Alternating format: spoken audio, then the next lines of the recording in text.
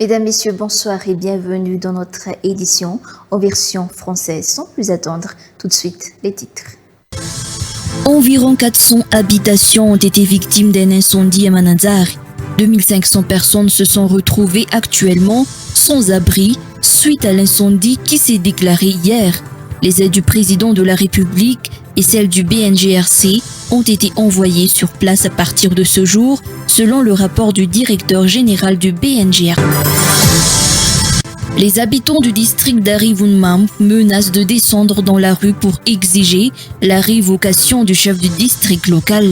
Selon les plaintes des habitants et les rapports des élus de ce district, de nombreuses irrégularités sont reprochées à ce chef de district, d'où cette demande de révocation. La commercialisation et le transport du girofle dans la région d'Atsimotsnanan seront bientôt autorisés dans le cadre de la campagne de récolte 2025-2026. Les autorités locales se montrent particulièrement strictes quant à la qualité des produits en insistant sur le respect des normes en vigueur. Le haut-commissaire aux droits de l'homme de l'ONU a condamné mardi l'offensive terrestre lancée par Israël sur Gaza, ville, et exigé la fin du carnage, relevant des preuves grandissantes d'un génocide. À la une des actualités, environ 400 habitations ont été victimes d'un incendie à Mananzari.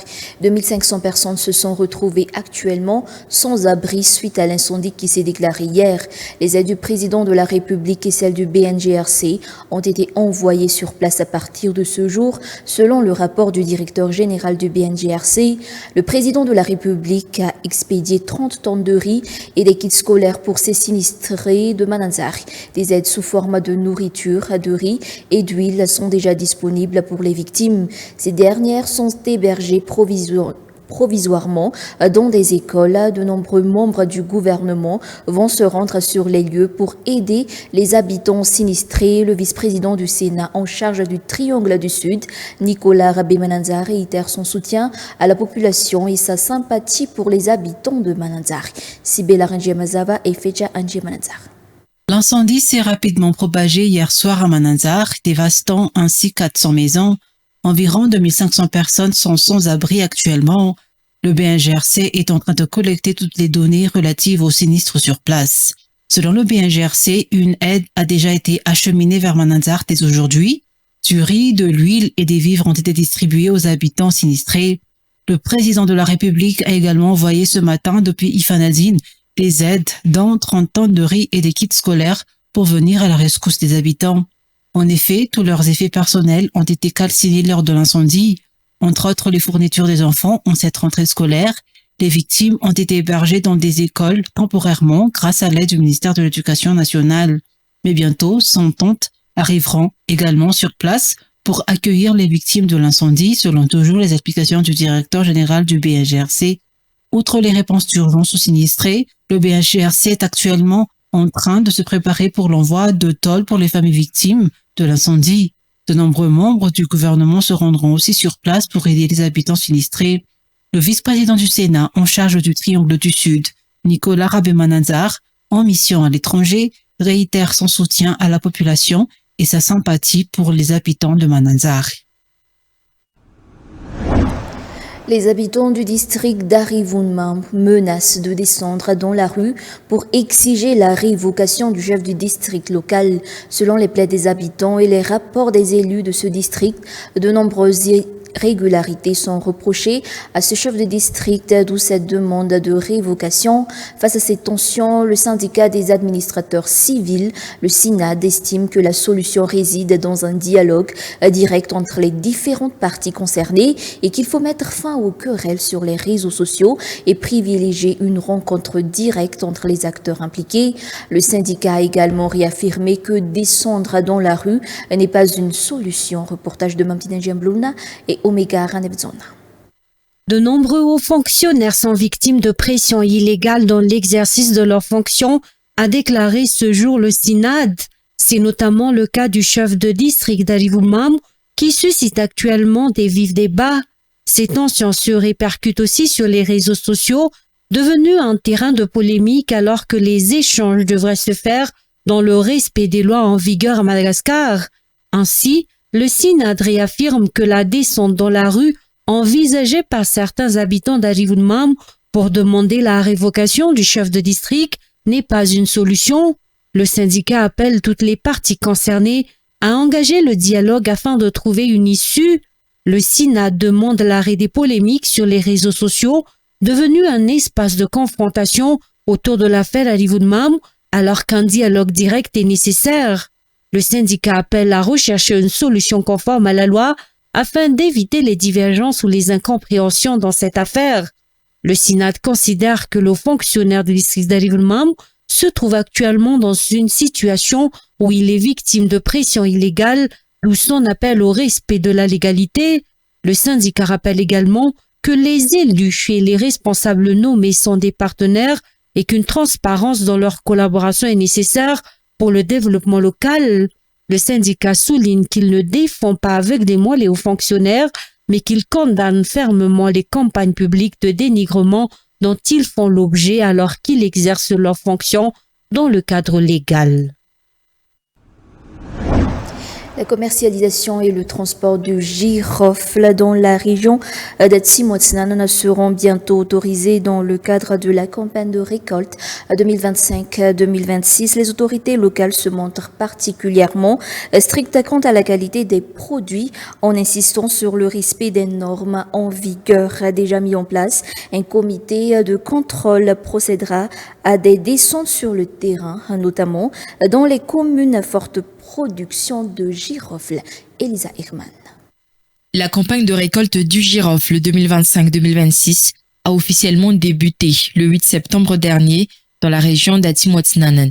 Toutefois, selon les décisions issues d'une réunion des autorités locales, ce n'est qu'à partir du 22 septembre que la commercialisation et le transport du girofle seront autorisés sur l'ensemble de la région. Dans le district de Farafangan, les collecteurs de girofle devront impérativement fournir une déclaration sur l'honneur attestant la provenance légitime de leurs produits avant de pouvoir les acheminer vers le district de Wanganjan. Les produits devront obligatoirement transiter par les communes d'achat respectives et ne pourront en aucun cas dépasser la localité de Wanganjan, selon les explications. Par ailleurs, les collecteurs devront se présenter physiquement auprès des services régionaux compétents pour obtenir une autorisation de collecte avant même de solliciter la carte CIP auprès de la région régionale de l'industrie et du commerce de la région d'Atsimotsnanen. Le commandant de la gendarmerie régionale appelle à une mobilisation collective pour surveiller les activités illégales. Ce dernier encourage la population à signaler toute infraction auprès des forces de l'ordre durant cette campagne de girofle. Enfin, le comité de contrôle chargé des inspections sur terrain est déjà opérationnel. Il interviendra dans les principales communes productrices afin d'assurer le bon déroulement de la campagne. La consécration du père Mam Yarsou Modeste Nifanana, nouvel évêque auxiliaire du diocèse d'Antananarivo, se déroulera le dimanche 21 septembre prochain au stade du collège Saint-Michel d'Aparbé. Pour rappel, le pape Léon XIV l'a désigné comme nouvel évêque auxiliaire du diocèse d'Antananarivo le 26 juin dernier. Mam Yarsou Modeste Nifanana est le 6e évêque auxiliaire d'Antananarivo. Mikange Moulaza sur les images de Arfidi. Le père Mam Yarsou Modeste Renjian Fahanan a été promu évêque. Le pape Léon XIV l'a désigné ce jeudi comme évêque auxiliaire du diocèse d'Antananarivo. Il n'est autre que l'actuel vicaire général de ce plus grand diocèse du pays, un poste qu'il a occupé depuis septembre 2023. Cette nomination intervient 10 jours après la rencontre entre les évêques malagasy et le souverain pontife le 16 juin dernier au Vatican. Né le 18 juin 1967 à Fiakarn, Mam Yarsou Modeste Renjian Fahanan a été ordonné prêtre le 6 septembre 1997 après des études de philosophie au Grand Séminaire d'Antirabé et de théologie au Grand Séminaire d'Ampatrouk à Antananarivo. Durant ses 27 années de sacerdoce, il a occupé plusieurs fonctions clés. Il a été aumônier du mouvement eucharistique des jeunes et responsable de la liturgie de 1997 à 2003, recteur du séminaire propédeutique d'Antananarivo de 1998 à 2003. Il a été envoyé à la Réunion comme prêtre fidei-donum pendant 14 ans, de 2003 jusqu'en 2017. À son retour, il a exercé comme curé du district missionnaire d'Ambatlampi de 2017 à 2020 et formateur au Grand Séminaire d'Antirabé de 2020 jusqu'en 2023. Il est devenu l'un des vicaires généreux du diocèse d'Antananarivo depuis septembre 2023. Mamère sous-modeste Rangian Fanan est le 6e évêque auxiliaire d'Antananarivo. Avant lui, il y avait Nicolas Ravitarvau, Jean-Joseph Rangianassoul, Jean-Paul Rangiamanan, Jean de Dieu Rawilson ou encore Jean-Pascal Angianswaven. Sa consécration aura lieu le dimanche 21 septembre prochain au stade du collège Saint-Michel en Parby. Passons maintenant aux actualités internationales. Le haut commissaire aux droits de l'homme de l'ONU a condamné mardi l'offensive terrestre lancée par Israël sur Gaza, ville exiger la fin du carnage, relevant des preuves grandissantes d'un génocide. Un reportage de France 24. Un à un, les Gazaouis sortent les corps des décombres. Ce quartier de Gazaville a été complètement détruit par les bombardements de l'armée israélienne cette nuit. La nuit, ils ont bombardé tout un pâté de maisons, 3 maisons et les maisons voisines. Toutes les victimes sont des enfants, des personnes âgées et des femmes. Elles sont toutes sous les décombres. Nous avons récupéré environ 10 corps. Les autres sont toujours sous les décombres. Les autorités israéliennes ont débuté la nouvelle phase de leur offensive terrestre sur la ville. Les troupes avancent progressivement vers le centre. Leur objectif, éliminer les 2 à 3 000 combattants du Hamas qu'elle estime opérer dans Gaza. Gaza brûle, l'armée frappe d'une main de fer les infrastructures terroristes et les soldats de l'armée se battent vaillamment pour créer les conditions nécessaires à la libération des otages et à la défaite du Hamas. Ces derniers jours, les autorités israéliennes ont lancé plusieurs appels aux habitants de la ville à évacuer, poussant de nombreux Palestiniens sur les routes de l'exil. Le Premier ministre Benjamin Netanyahou annonce depuis plusieurs semaines qu'il souhaite prendre le contrôle de la ville, un plan largement critiqué à l'international. Un génocide est en cours à Gaza.